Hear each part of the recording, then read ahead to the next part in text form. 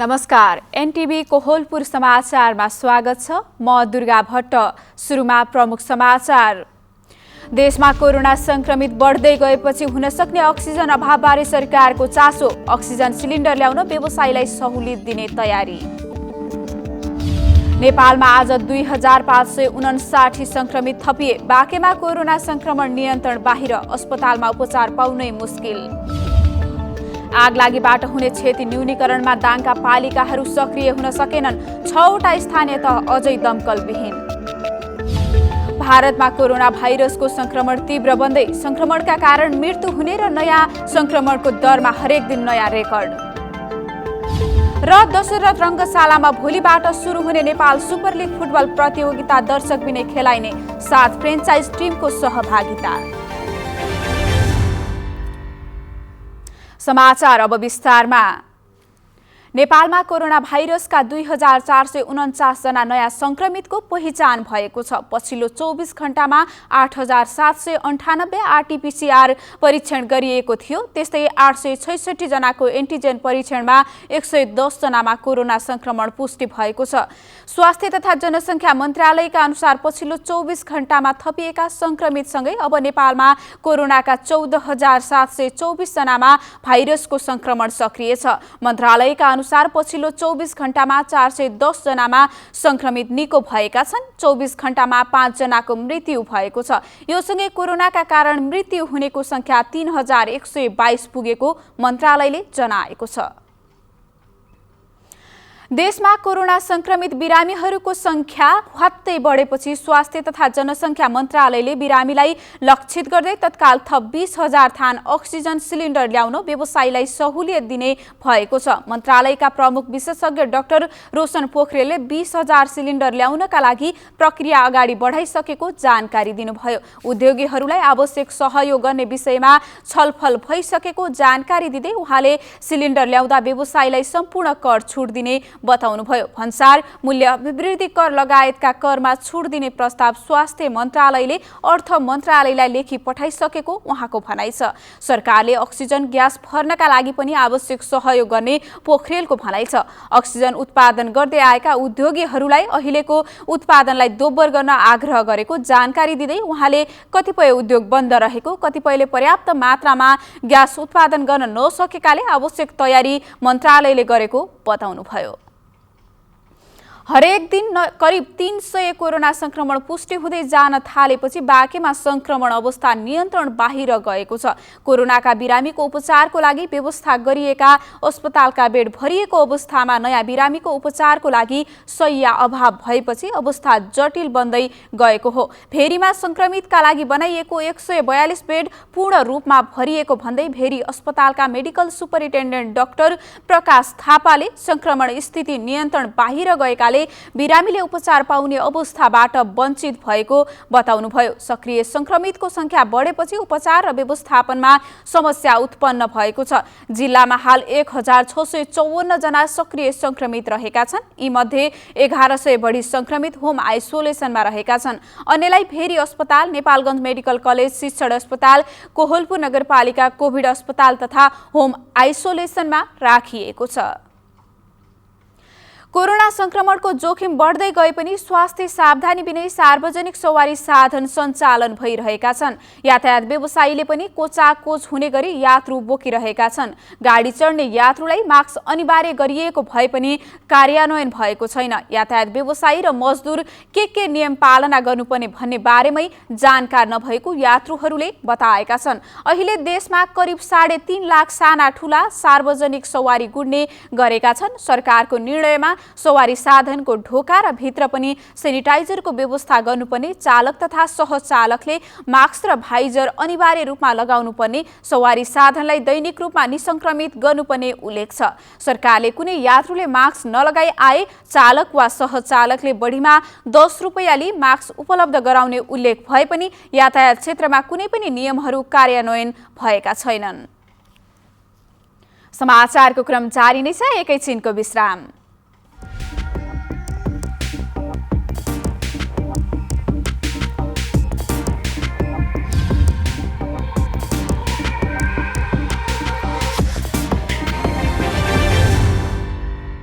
यो देशको अभिभावक हुन् ज्येष्ठ नागरिक, विकास र समृद्धिको संवाहक हुन् ज्येष्ठ नागरिक।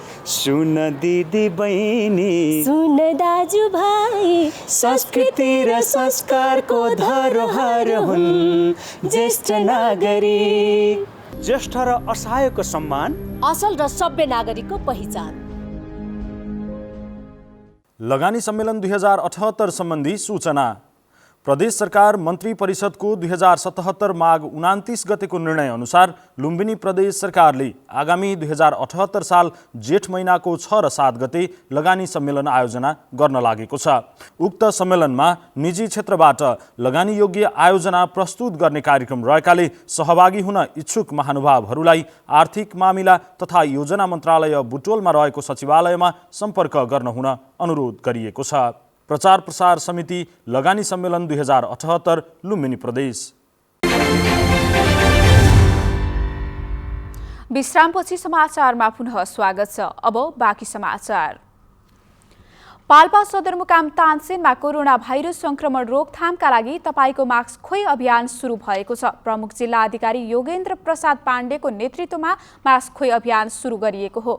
जिल्ला प्रशासन कार्यालय र जिल्ला प्रहरी कार्यालय पाल्पाको संयुक्त आयोजनामा सडकमा बिना मास्क हिँडेका यात्रु तथा व्यापारीलाई मास्क वितरण गरिएको छ। पछिल्लो समय जिल्लामा कोरोना संक्रमण दर उच्च रहेको र स्थानीयले स्वास्थ्य सावधानी नअपनाउने गरेका कारण मास्क वितरण गर्दै सचेतनाको कार्यक्रम गरिएको प्रमुख जिल्ला अधिकारी योगेन्द्र प्रसाद पाण्डेले बताउनुभयो। पहिलो चरणमा मास्क वितरण गरिएको भए पनि पुनः स्वास्थ्य मापदण्डका पालना नगरेकालाई कारबाही गरिने प्रमुख जिल्ला अधिकारी पाण्डेको भनाइ छ। यस्तै कपिलवस्तुमा पनि तपाईको मास्क खोइ अभियान सुरु गरिएको छ। पैदल र सवारी साधनका यात्रुको मास्क लगाउने बानीको विकास गर्न जिल्ला प्रहरी कार्यालय कपिलवस्तुले तपाईको मास्क खोइ अभियान सुरु गरेको हो। सडकमा खटिने प्रहरीलाई तपाईको मास्क खोइ लेखेको प्ले कार्ड दिएर त्यसबाटै यात्रुहरूलाई सचेत गराउने अभियान सुरु भएको जिल्ला प्रहरी कार्यालय कपिलवस्तुका प्रहरी उपरीक्षक नवराज अधिकारीले जानकारी दिनुभयो।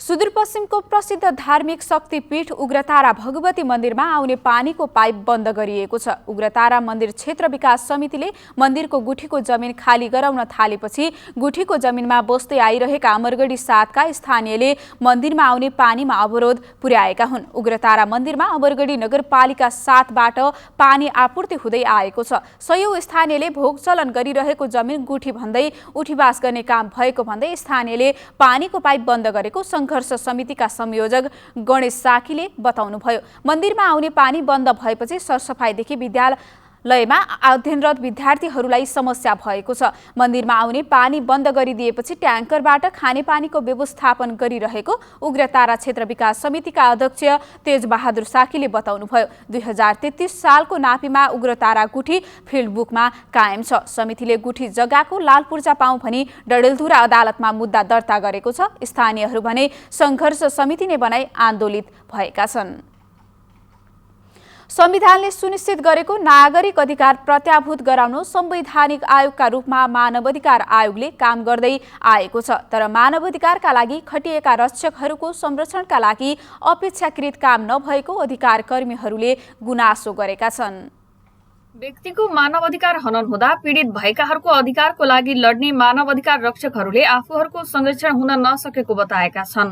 मानवाधिकारबाट पीडित भएकाहरूको न्यायको पक्षमा काम गर्दै गर्दा कतिपय बेला सरकारी पक्षबाटै असहयोग भइदिँदा काम गर्न समस्या भइरहेको पत्रकार महासंघ सुदूरपश्चिम प्रदेशका सचिव हरि जोशीले बताउनु भएको छ। हामीले सूचनाको र प्रेस स्वतन्त्रताका कुराहरूमा हाम्रो अलिक बढी कल्चर हुन्छ। कहिलेकाहीँ एकदमै सामान्य लागेका कुराहरू हाम्रा हिसाबबाट तर राज्यका निकायबाट चाहिँ सूचनामा साह्रै कन्जुसाइ हुने कुरा चाहिँ हुन्छ।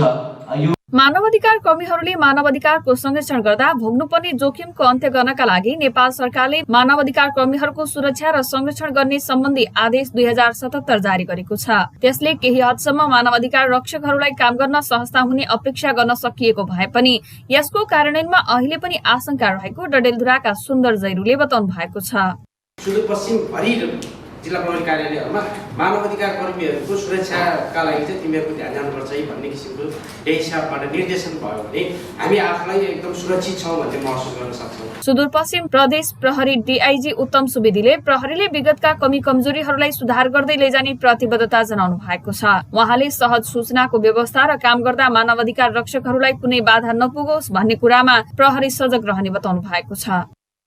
पहिले त मानव अधिकार के हो भनेर मानव अधिकारको बारेमा सर्वसाधारणलाई सुसूचित पनि गराउनु पर्ने अवस्था देखिएको छ। अहिले हामीलाई सजिलो छ, तर पनि हामीले गर्न सकेका छैनौँ। हामीसँग 3 तहको सरकार छ, घर घरमा सरकार भनिएको छ। हाम्रो स्थानीय सरकार मार्फत, वडा मार्फत, विभिन्न पालिकाहरूको चाहिँ विभिन्न वडा मार्फत चाहिँ हामी क्रियाकलापहरू सञ्चालन गर्न सक्छौँ। केन्द्रको एउटा आदेशले मात्रै मानव अधिकार रक्षकहरूको संरक्षण नहुने मानव अधिकार कर्मीहरूले बताएका छन्। उनीहरूले प्रदेश सरकारले र केन्द्र सरकारले मानव अधिकार रक्षकहरूका लागि छुट्टै कानून बनाउनु पर्ने र काम गर्दा सहकार्यको सहज व्यवस्था गर्नुपर्ने माग गरेका छन्। निर्मला खडायत, एनटिभी कोहलपुर, सुदूरपश्चिम प्रदेश, कैलाली।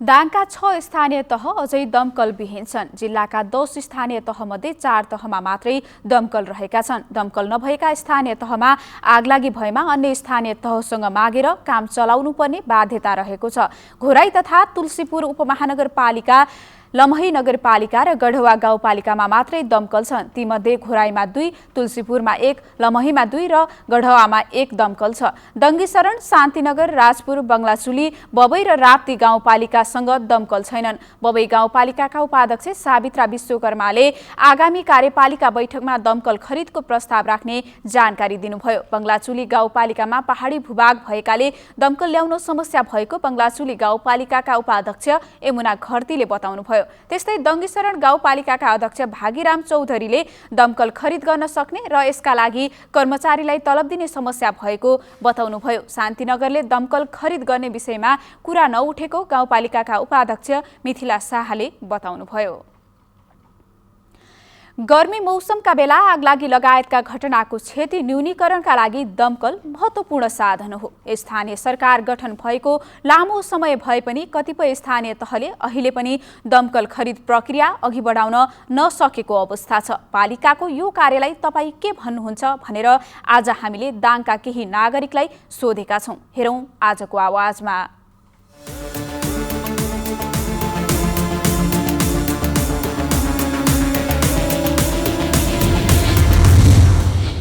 अहिले दाङमा दमकलहरू 4वटा स्थानीय स्तरमा मात्रै भएको अवस्थामा धेरै ठाउँमा हुनुपर्ने, प्रत्येक स्थानीय स्तरमा गाउँपालिकाहरूमा, नगरपालिकाहरूमा हुनुपर्ने, त्यो हुनुपर्ने जति छैन। यो सरकारको लापरवाही होइन, यस्तो खडेरी लागेको छ। अहिले तपाईँको डडेलोहरू लागिरहेको छ, वन जङ्गल विनाश भएको छ, ठाउँ ठाउँमा घरहरू आगो लागि भइरहेको छ होइन। टाइममा दमकलहरू पुग्न सकेका छैनौँ। हामीले धेरै धनजनको क्षति भएको छ। त्यसकारणले सरकारले यसमा अत्यन्तै गम्भीरतापूर्वक चासो दिनुपर्छ र नभएका ठाउँमा तुरुन्तै दमकल पुर्याउने व्यवस्था गर्नुपर्छ। स्थानीय निकायले अब डोजरहरू बाटो बनाउनलाई प्रशस्त अब यिनीहरू सामानहरूभन्दा सबभन्दा अहिले आगलागी भएर चपेटामा परेका छन् जनताहरू। त्यसको लागि त विशेष गरेर यो दमकलहरूको व्यवस्था गरिदिनु पाएदेखि राम्रो हुन्थ्यो जस्तो लाग्छ मलाई। डरेलो लागिरहेछ, निभाउनको लागि कुनै अब साधन स्रोतहरू छैन, त्यसलाई पनि ध्यान दिनुपर्छ। र यो जिसिबीहरू वन जङ्गल नष्ट गर्ने काम गर्नु भएन र अलिकति केही सरकारले पनि चासो दिए धेरै राम्रो लाग्थ्यो होला मलाई। अब स्थानीय निकायले अब विकास निर्माण गर्ने क्रममा जेसिबी डोजरहरू त खरिद गरि नै हाल्छन्, तर पनि त्योभन्दा पहिलो प्राथमिकता चाहिँ दमकल खरिद गरेपछि स्थानीय निकायले गाउँघरमा आग लागि हुन्छ, रात बिरातमा गएर सजिलैसँग आगो नियन्त्रण गर्न सकिन्छ। जस्तै अहिले चाहिँ तपाईँको आधा वन सिद्धिसक्यो, हेर्नुहोस् हाम्रो घोराई 13मा पनि सिद्धिसक्यो आधा वन। अब त्यहाँ बाटोघाटोसहित दमकल पनि स्थानीय निकायले चाहिँ खरिद गर्यो भने चाहिँ तपाईँको के हुन्छ, आगो निभाउनु सजिलो हुन्छ। अब राति जाने हो, अब झाडुले बढाएर आगो कहिले पनि नियन्त्रण हुन्न। स्थानीय निकायले जुन कुनै एङ्गलबाट भए पनि बजेट व्यवस्थापन गरेर अन्यत्र जाने बजेट कटाएर भए पनि एउटा एक स्थानीय तह एक दमकल खरिद गरेपछि आम जनतालाई चाहिँ सजिलो हुने थियो। धेरै आगो लागि देखिरहेको छ, जताकतै वन जङ्गल जलिरहेको छ, विनाश। अब यो पनि एउटा विनाशको स्रोतै हो। यसलाई पहिलो कुरा त हामीहरू अब आफ्नो आफ्नो समाज अब आफ्नो सबै मान्छेहरू मिलेर यो के कारणले आगो लागिरहेको छ, कसरी हामीले यसलाई कन्ट्रोल गर्न सक्छौँ, कसरी यसलाई हामी यसको समाधान, अब मेन कुरा अब एउटा त दमकल हुनै पर्यो अब सबै समाजमा, किनभने चाहिँ एउटा पानीको स्रोत अब बोकेर अब आगोलाई कायम गर्ने भनेको पानीले नै हो। पानीको स्रोत अब हामीले दमकल चाहिँ चाहिन्छ हाम्रो। अब सरकारले पनि अब दमकलपट्टि हल्का अरू डोजर, अब बाटो बनाउनलाई डोजर छ, जेसिबी छ। बाटो अब कस्तो भइरहेछ भनेपछि यहाँ एउटा विकास त भइरहेछ देशमा, तर एउटामा मात्रै भइरहेछ क्या। अब जस्तै अब रोड बन्नु छ, अब तपाईँको अब जताकतै रोड मात्रै बनिराखेको छ। अब त्यही मध्ये कस्तो गर्नु पर्यो भने विकास सबैमा बराबर गर्नु पर्यो क्या, सबैतिर ध्यान दिनु पर्यो सरकारले।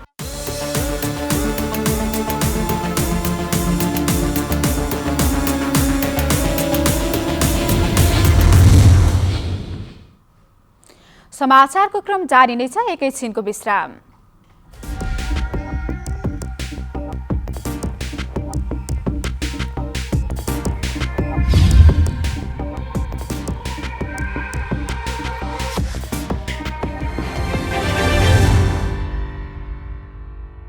वर्तमानको यो अवस्थामा कोभिड-19 विरुद्ध विजय प्राप्त गर्न निरन्तर लागि नै रहेका छौँ। यसबाट हुने मानसिक असरहरू लामो समयसम्म पनि रहिरहन सक्छ। यस्ता असरहरूलाई कम गर्न हामीले बिस्तारै उच्च मनोबल र सकारात्मक सोचका साथ आफ्नो नियमित जीवनशैलीमा फर्किनु आवश्यक छ र सम्भव पनि छ। गुमेको व्यापार व्यवसाय तथा मानवीय क्षतिहरूलाई स्वीकार्दै र विगतका तनावहरूलाई बिर्सदै फेरि नयाँ उमङ्ग र उत्साहका साथ उज्जवल भविष्यका लागि अग्रसर हुनु जरुरी छ। त्यसैले अब हामी जनस्वास्थ्यका मापदण्डहरूलाई पालना गर्दै अझै सचेत बनी र मनोबल उच्च राख्दै नियमित जीवनशैलीमा फर्कौँ, सबै एकजुट बनौँ र समृद्धितर्फ लम्कौँ। आगलागी हुनबाट सावधान हुने बारे आन्तरिक मामिला तथा कानुन मन्त्रालयको जनहितमा जारी सन्देश। यस वर्ष लामो खडेरीका कारणले देशभरि आगलागीको प्रकोप बढेको र ठूलो मात्रामा जनधनको क्षति भएको हुँदा निम्न उपायहरू अपनाई आगलागी हुनबाट बच्न र बचाउन हुन आन्तरिक मामिला तथा कानुन मन्त्रालय सबैमा हार्दिक अनुरोध गर्दछ। खेतबारीमा सरसफाई तथा झाडी हटाउन आगो लगाउने काम तत्कालै रोकौं। यसरी खेतबारीमा लगाएको आगो वन क्षेत्रमा पुगेमा अनियन्त्रित भई ठूलो जनधनको क्षति हुन सक्छ। सुक्खा मौसममा खुला ठाउँमा आगो नबालौं। आगो बाल्दा होशियार रहौं र काम सकिएपछि आगोलाई राम्रोसँग निभाऊ। सलाई, लाइटर जस्ता वस्तुहरू बालबालिकाबाट टाढा एवं सुरक्षित स्थानमा राखौं। पेट्रोल, डिजेल, ग्यास, मट्टीतेल जस्ता प्रज्वलनशील पदार्थहरू सुरक्षित स्थानमा मात्र राखौं। चुरोटका बलेका ठुटा जथाभावी नफालौं तथा राको बालेर नहिडौं। वन क्षेत्रमा बाटोको दायाँ बायाँ रहेका सुक्खा पात पतिङ्गर सल्ली पिरल हटाई सफा राखौं।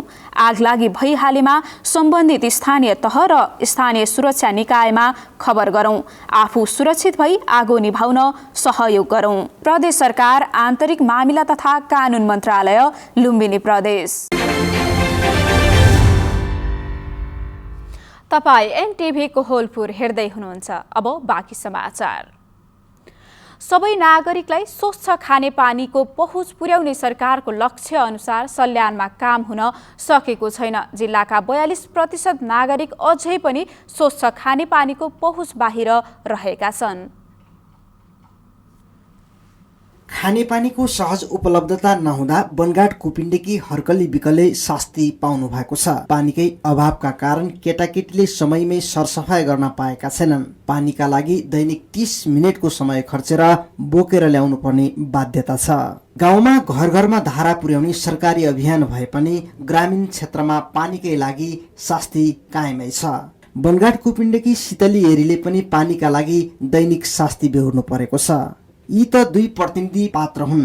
यहाँका अधिकांश नागरिकले दैनिक यसरी नै पानी बोकेर दुःख दिलो गरेर दिन गुजार्ने गरेका छन्। हामी पानी धौबोगी खानु भयो, घर घरमा धारा नपुग्ने भइगया, पानीको योजना छैन भन्छन्। अनि यो गाउँमा धेरै पानीको समस्या छ। अनि बच्चाहरूले पनि नुहाउन पाउँदैनन्, कपडा धुन पाउँदैनन्, समयमा स्कुल जान पाउँदैनन्। अनि पानी बोक्नैमा समय खर जान्छ, सम्पत्तिले पनि खान पाउँदैन। सल्यानका 15,000 भन्दा बढी नागरिकहरू पूर्ण रूपमा खानेपानीबाट वञ्चित छन् भने 51,000 नागरिकले आंशिक रूपमा खानेपानीको पहुँच बाहिर रहनु परेको छ। बाँकी 58% नागरिकले खानेपानी सहजै पाउने गरेको खानेपानी सिँचाइ तथा ऊर्जा विकास कार्यालयको तथ्याङ्कमा उल्लेख छ। दुर्गम र उच्च पहाडी भूभागका डाँडा पाखामा भएका पानीका मुहान सुक्दै जानु र विकट बस्तीमा खानेपानी पुर्याउन कठिनाइ भएकाले अहिले विकल्पको रूपमा धमाधम लिफ्ट प्रविधिका योजनाहरू सञ्चालन भइरहेका छन्। सल्यान जिल्लालाई हामीले इन्टेन्सिभ रूपमा अहिले लिफ्ट खानेपानी प्रविधिबाट योजनाहरू सञ्चालन गरिरहेका छौँ र यसको लागि आवश्यक बजेटहरू सम्बन्धित निकायमा माग गरिरहेका छौँ र सर्वेक्षणको कार्यहरू पनि सम्पन्न गरी डिपिआर तयार गरेर सम्बन्धित मन्त्रालयमा पेश गरिरहेका छौँ। सल्यानका अधिकांश क्षेत्र सुक्खा हुनुका साथै पानीका मुहानहरू पर्याप्त नहुँदा समस्या हुने गरेको छ। तर त्यसको विकल्पतिर तीनै तहका जनप्रतिनिधिहरू लागेको देखिँदैन। यसतर्फ समयमै सरकारवालाले ध्यान दिने कि? प्रतीक इच्छुक शर्मा, नेपाल टेलिभिजनका लागि सल्यान। अब अन्तर्राष्ट्रिय समाचार।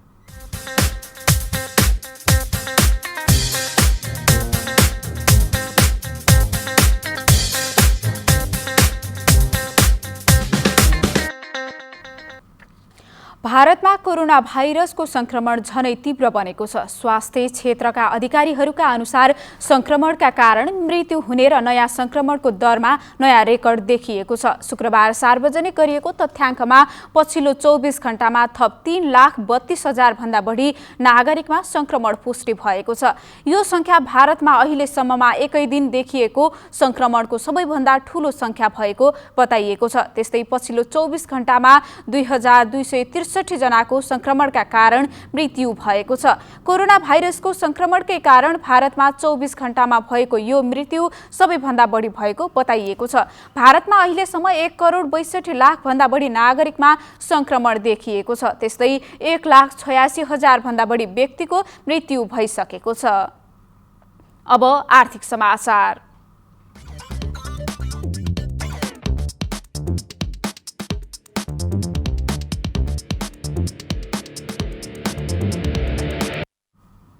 सुनको मूल्य आज 500 रुपैयाँले घटेको छ। हिजो तोलाको 92,200 रुपैयाँमा कारोबार भएको सुन आज 500 रुपैयाँले घटेर प्रति तोला 91,700 रुपैयाँमा कारोबार भइरहेको छ। नेपाल सुन चाँदी व्यवसायी महासंघका अनुसार तेजाबी सुन पनि 500 रुपैयाँले घटेर प्रति तोला 91,200 रुपैयाँमा कारोबार भइरहेको छ। चाँदीको मूल्य पनि हिजोको तुलनामा आज 15 रुपैयाँले घटेर तोलाको 1,320 रुपैयाँमा कारोबार भइरहेको छ। अब खेलकुद समाचार।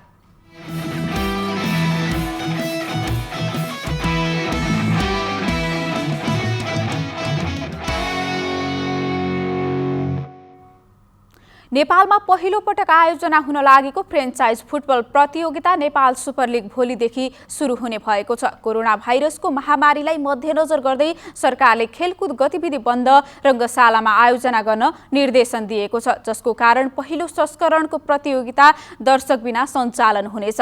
आयोजक नेपाल स्पोर्ट्स म्यानेजमेन्टले कोरोना भाइरसको महामारीका बावजुद सरकारसँग छलफल गर्दै सरकारको अनुमतिमा लिग आयोजना गर्न लागेको जनाएको छ। पहिलो संस्करण को लिगमा 7 फ्रेन्चाइज टिमको सहभागिता रहेको छ, जसमा Biratnagar city football club, Kathmandu Rayzers football club, Lalitpur city football club, FC Chitwan, Dhangadhi FC, Pokhara thunders र बुटवल लुम्बिनी एफसी रहेका छन्। शनिबार साँझ 5:30 बजे हुने उद्घाटन खेलमा काठमाडौँ रेजर्स फुटबल क्लब र ललितपुर सिटी फुटबल क्लब भिड्नेछन्। अखिल नेपाल फुटबल संघ एन्फाको प्राविधिक सहयोगमा हुने लिग राउन्ड रोबिनको आधारमा हुनेछ।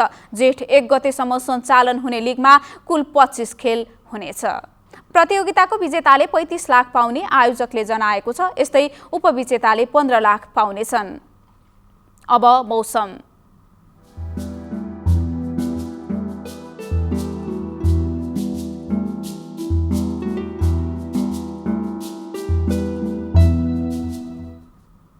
देशको पहाडी भूभागहरूमा आंशिक बदली रही बाँकी भूभागमा मौसम सामान्यतया सफा रह्यो। आज राति सुदूरपश्चिम प्रदेश र कर्णाली प्रदेशका भूभागहरूमा आंशिकदेखि सामान्य बदली तथा बाँकी प्रदेशका पहाडी भूभागहरूमा आंशिक बदली रही थोरै स्थानहरूमा मेघगर्जन, चट्याङ, हावाहुरीसहित हल्का वर्षाको सम्भावना रहेको छ। अब मौसम सम्बन्धी थप विवरण।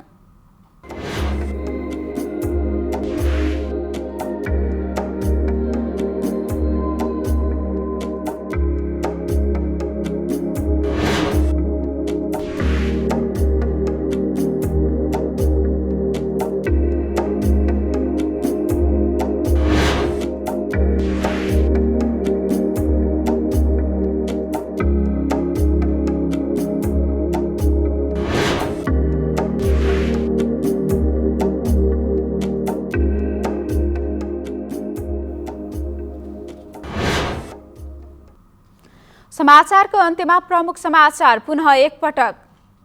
देशमा कोरोना संक्रमित बढ्दै गएपछि हुन सक्ने अक्सिजन अभावबारे सरकारको चासो। अक्सिजन सिलिन्डर ल्याउन व्यवसायीलाई सहुलियत दिने तयारी। नेपालमा आज 2559 संक्रमित थपिए। बाँकेमा कोरोना संक्रमण नियन्त्रण बाहिर, अस्पतालमा उपचार पाउनै मुस्किल। आगलागीबाट हुने क्षति न्यूनीकरणमा दाङका पालिकाहरू सक्रिय हुन सकेनन्। 6वटा स्थानीय तह अझै दमकलविहीन।